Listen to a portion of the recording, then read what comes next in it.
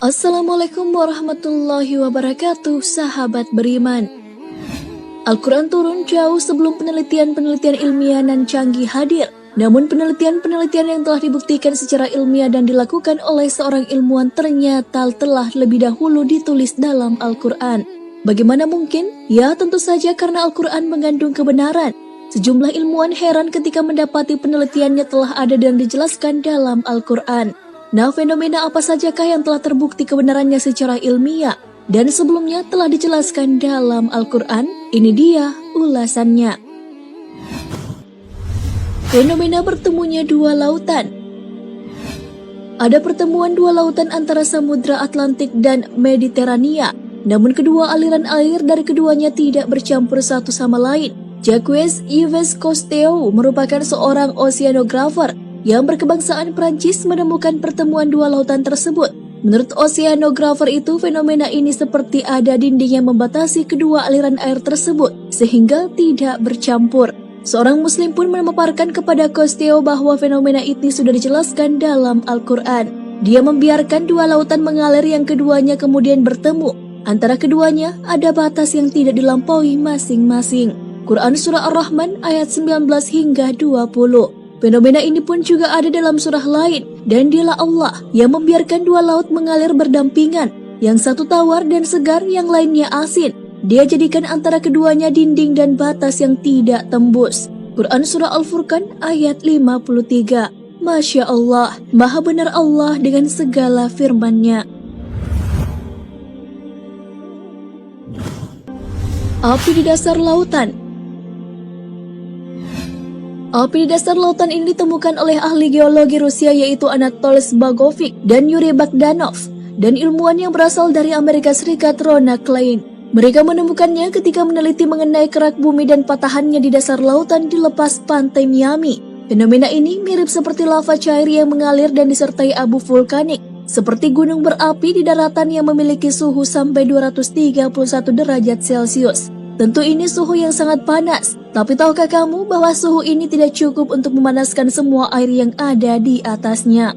Begitu juga dengan semua air yang berada di atasnya, tidak mampu memadamkan api panas tersebut yang sangat luar biasa. Kejadian ini sebenarnya telah tertulis dalam Al-Quran, demi Bukit Sinai dan kitab yang tertulis pada lembaran yang terbuka, dan demi Baitul Makmur atau Ka'bah, dan demi langit yang ditinggikan, dan demi laut yang di dasarnya ada api. Quran Surah At-Tur ayat 1 hingga 6.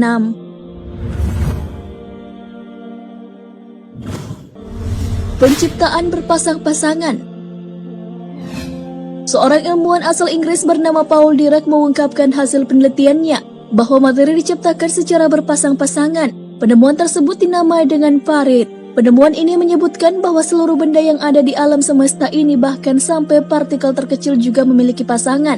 Berkat penemuan ini, pada tahun 1933, ia mendapat Nobel di bidang fisika. Penciptaan sesuatu secara berpasang-pasangan telah dijelaskan dalam Al-Quran sebelum penelitian ini dilakukan. Hal itu sesuai dengan firman Allah Subhanahu wa Ta'ala, "Dan segala sesuatu kami ciptakan berpasang-pasangan, supaya kamu mengingat kebesaran Allah." Quran Surah Az-Zariyat ayat 49. Kandungan ayat ini mengungkapkan bahwa yang berpasang-pasangan bukanlah manusia saja, tetapi juga seluruh makhluk. Hewan ada yang jantan dan ada yang betina.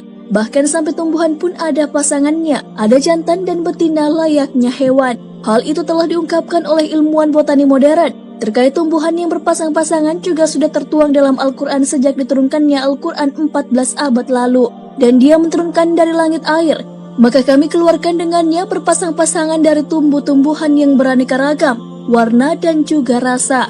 Quran Surah Toha ayat 53.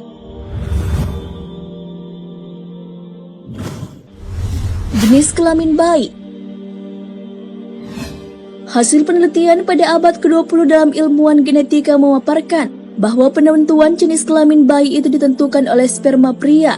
Dalam sperma tersebut terdapat 2 kromosom, yaitu kromosom X yang isinya berupa sifat-sifat kewanitaan dan kromosom Y yang isinya sifat-sifat kelaki-lakian. Dalam sel telur wanita hanya mengandung kromosom X saja. Jadi jenis kelamin bayi ditentukan oleh sperma yang membuahi dan mengandung kromosom X dan Y. Sebelum penemuan tersebut, orang-orang mengira bahwa jenis kelamin berasal dari wanita Terkait jenis kelamin bayi, sudah dijelaskan dalam Al-Quran jauh sebelum penelitian tersebut dilakukan.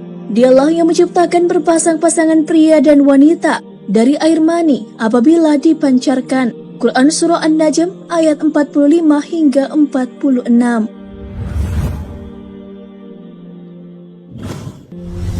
Jasad Fir'aun yang masih utuh. Presiden Prancis menawarkan bantuan kepada kerajaan Mesir pada tahun 1975 untuk mempelajari, meneliti dan menganalisis mumi Fir'aun atau Ramses II yang amat terkenal. Fir'aun yang dimaksud di sini adalah Fir'aun yang hidup pada zaman Nabi Musa alaihissalam. Fir'aun tersebut tenggelam di Laut Merah ketika mengejar Nabi Musa alaihissalam. Penelitian yang dipimpin oleh Profesor Dr. Maurice Bosaili berhasil mengungkap bahwa terdapat sisa-sisa garam yang masih melekat pada jasad tersebut. Hal ini telah dijelaskan dalam Al-Quran sebelum penelitian ini dilakukan. Maka hari ini kami biarkan engkau, hai Fir'aun, terlepas dari badanmu yang tidak bernyawa di telan laut, untuk menjadi tanda bagi orang-orang setelahmu, supaya mereka mengambil pelajaran. Dan ingatlah, sesungguhnya kebanyakan manusia lengah terhadap tanda-tanda kekuasaan kami.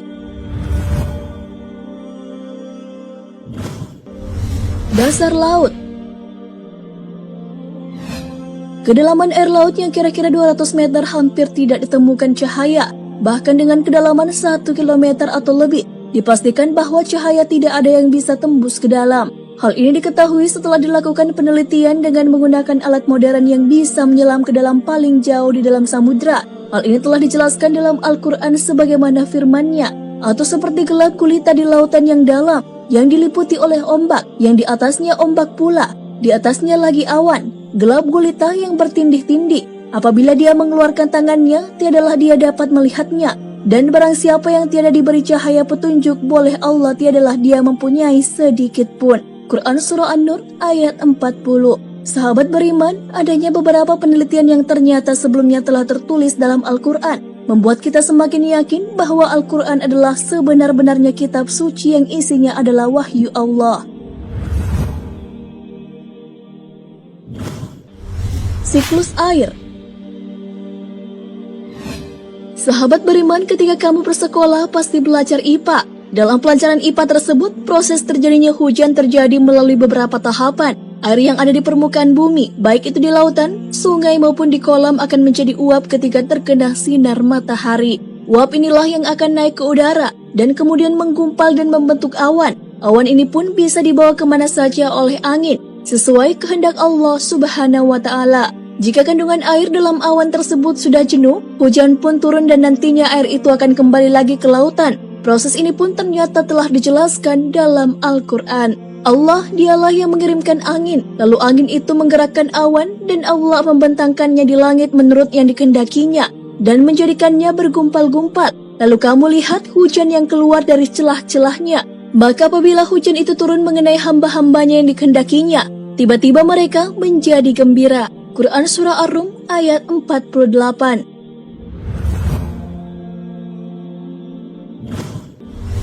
Tumbuhan bertasbih. Majalah sains terkenal bernama Journal of Plant Molecular Biology mengungkapkan hasil penelitian tentang suara ultrasonik yang berasal dari tumbuhan. Penelitian dilakukan oleh tim ilmuwan yang berasal dari Amerika Serikat. Penelitian yang dipimpin oleh Profesor William Fromm ini merekam dan menyimpan suara ultrasonik yang berasal dari tumbuhan, kemudian diubah menjadi gelombang elektrik optik yang bisa ditampilkan ke layar monitor dalam bentuk rangkaian garis. Ternyata garis-garis tersebut membentuk lafaz Allah, yang belakangan diketahui bahwa itu adalah kalimat tasbih. Fenomena ini ternyata telah dijelaskan dalam Al-Quran, dan tak ada sesuatu pun melainkan bertasbih dengan memujinya. Tetapi kamu sekalian tidak mengerti tasbih mereka. Sesungguhnya dia adalah Maha Penyantun lagi Maha Pengampun. Quran Surah Al-Isra ayat 44.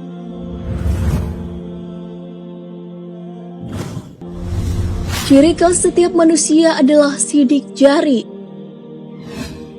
Salah satu bagian tubuh manusia yang bisa digunakan untuk dijadikan sebagai acuan identifikasi adalah sidik jari. Karena sidik jari manusia adalah ciri khas setiap orang.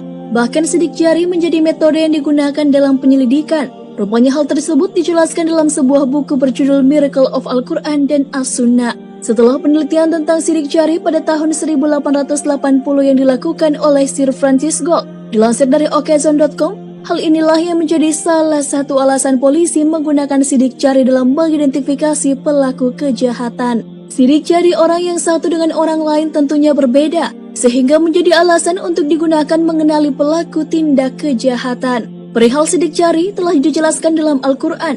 Apakah manusia mengira bahwa kami tidak akan mengumpulkan kembali tulang belulangnya? Bahkan kami mampu menyusun kembali jari jemarinya dengan sempurna. Quran Surah Al-Qiyamah ayat 3 hingga 4. Sidik jari sebagai ciri khas dari setiap orang menjadi alasan digunakannya sidik jari sebagai kartu identitas yang juga digunakan di seluruh dunia. Selain itu, sidik jari juga digunakan pada smartphone sebagai sistem keamanan karena sidik jari dinilai mampu menjaga keamanan data dalam perangkat teknologi.